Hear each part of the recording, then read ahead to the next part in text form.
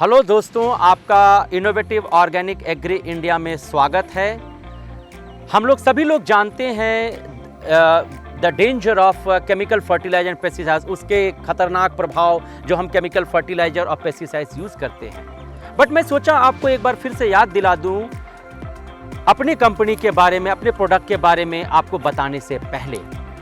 हम जानते हैं कि जो मिट्टी है उसके जो मेजर न्यूट्रिएंट्स हैं, जो मेजर उनको जो चीज़ें मिट्टी को चाहिए एक अच्छा फसल उगाने के लिए, वो नाइट्रोजन होता है, फास्फोरस होता है, पोटेशियम होता है। इनको हम लोग जनरली आम भाषा में एनपीके बोलते हैं। और ये जो मेजर न्यूट्रिएंट्स हैं ये या तो हम कुदरती तरीके से निकाल सकते हैं, नेचुरली बना सकते हैं, या फिर हम लोग रासायनिक तरीके से या तो केमिकल का इस्तेमाल करके हम इन सब चीज़ों को बनाते हैं। जो हम लोग कुदरती या नेचुरल तरीके से जो फर्टिलाइजर या कीटनाशक बनाते हैं उसे हम लोग ऑर्गेनिक बोलते हैं या जैविक बोलते हैं। और जो भी खाद या हम कीटनाशक बनाते हैं जिसमें कि हम केमिकल का प्रयोग करते हैं उसको हम लोग सिंथेटिक बोलते हैं। और इसके अलावा दोस्तों, एक मिट्टी की गुणवत्ता को जो डिफाइन करता है वो उसके अंदर मौजूद माइक्रो ऑर्गेनिज्म, जैसे कि जैविक या छोटे छोटे कीड़े जो मिट्टी को भुरभुरा बना के रखता है, वो भी आपकी मिट्टी की उर्वरकता को मेंटेन करता है। तो अभी हमारे पास खतरा क्या है, हम किस खतरे से चल रहे हैं? तो क्या होता है कि जब हम केमिकल का इस्तेमाल करते हैं, बहुत से ज़्यादा केमिकल्स का इस्तेमाल या केमिकल वाले खाद जैसे कि डीएपी, यूरिया या फिर कीटनाशक का प्रयोग करते हैं, तो ये करता क्या है कि हमारा ज़मीन को अम्लीय बनाता है, एसिडिक बनाता है। जब ये हमारा ज़मीन अम्लीय हो जाता है तो क्या होता है कि उसकी फर्टिलिटी कम हो जाती है, वो उसकी उर्वरकता कम हो जाती है। इसके कम होने से एक प्रॉब्लम क्रिएट होता है। इस प्रॉब्लम को बोलते हैं सॉइल डिप्लेशन। और ये आज हो रहा है। पहले देखते थे हम लोगों ने क्या किया कि पहले हम लोग बहुत से ज़्यादा से केमिकल फर्टिलाइजर सब कुछ यूज़ करते थे, बहुत अच्छा पैदावार होता था।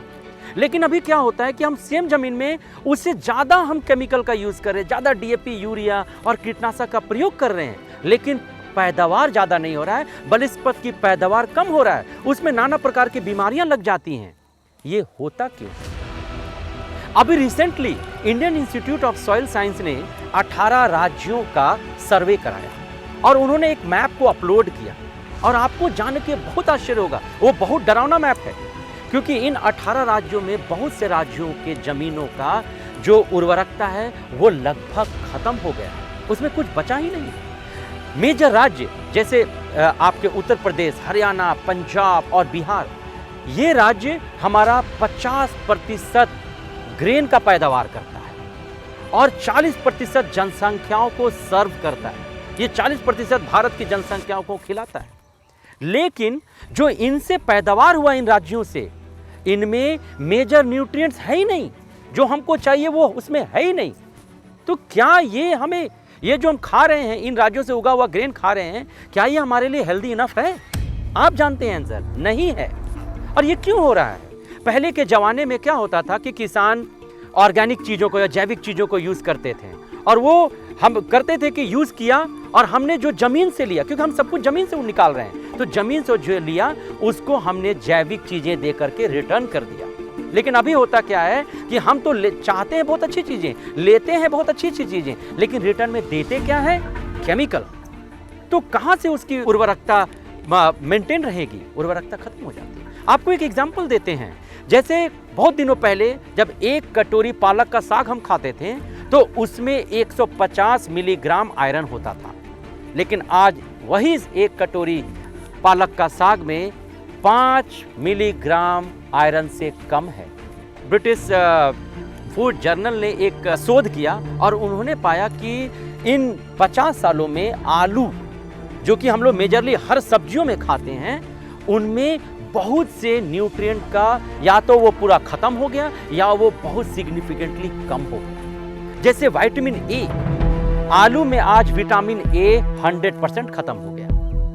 अब जब आता विटामिन सी और आयरन, जो कि हमें बीमारी से लड़ने के लिए शक्ति प्रदान करता है, वो 57% कम हो गया। इसी तरह कैल्शियम, जो हमारे हड्डियों को मजबूत रखता है, वो 28% कम हो गया। थायमिन, जो कि 57% कम हो गया। राइबोफ्लेविन आज 57% कम हो गया। और ये केवल एक आलू की कहानी नहीं है, ऐसे 25 के 25 फ्रूट्स और वेजिटेबल है, जिसमें ब्रिटिश फूड जर्नल ने बोला कि ये कहानी उन सभी के लिए भी है। और आपके बताता चलूं कि जैसे ये केमिकल पेस्टिसाइड और फर्टिलाइजर जो हम यूज करते हैं, अभी रिसेंटली तमिलनाडु एग्रीकल्चर यूनिवर्सिटी ने भी एक शोध किया। उन्होंने पाया कि जो टॉक्सिक रेसिड्यू है, जो हमारे खाने में केमिकल है, वो भी बहुत भयावह है, वो बहुत ज्यादा है। एक अमेरिकन लोग हैं जो खाना खाते हैं, उनके खाने में जो टॉक्सिक रेसिड्यू है वो केवल 7.6 मिलीग्राम पर डे है। सो दोस्तों, हम लोग 40 गुना अमेरिकन से ज्यादा केमिकल्स खाते हैं। और जब ये भारतीयों में आता है, भारतीयों में देखिए कि जो नॉन वेजिटेरियन है वो 352 मिलीग्राम पर डे केमिकल्स खाता है with this food and vegetables. और जब ये वेजिटेरियन में आता है, भारतीय वेजिटेरियन, वो इससे भी ज्यादा खाते हैं, वो 362 मिलीग्राम पर डे केमिकल्स खाते हैं। मैं आपको डराना नहीं चाहता, मैं आपको निराश भी नहीं करना चाहता, बट समाधान क्या है? समाधान है नॉलेज, इनोवेशन। हम नॉलेज और इनोवेशन इन ऑर्गेनिक में या खेती में ला करके इसको हरा सकते हैं, हम केमिकल को कम कर सकते हैं। सो माय डियर फ्रेंड, हम सब मिलके कहें से नो टू केमिकल। और ये जो केमिकल से दिखने वाला हरा, ये एक धोखा देने वाला हरा है, हमें इसे हराना है। तो इनोवेटिव ऑर्गेनिक एग्री इंडिया 24 नवंबर 2020 को आपको इसका समाधान देने जा रहा है। हमारे पास हर चीज है जो आपको एक ऑर्गेनिक खेती करने या ऑर्गेनिक फार्मिंग के लिए सहायक साबित हो। हमारे पास हर तरह का फर्टिलाइजर्स है, हर तरह का पेस्टिसाइड्स हैं, और सारे जैविक हैं, सारे नेचुरल हैं। So my dear friend, come join us.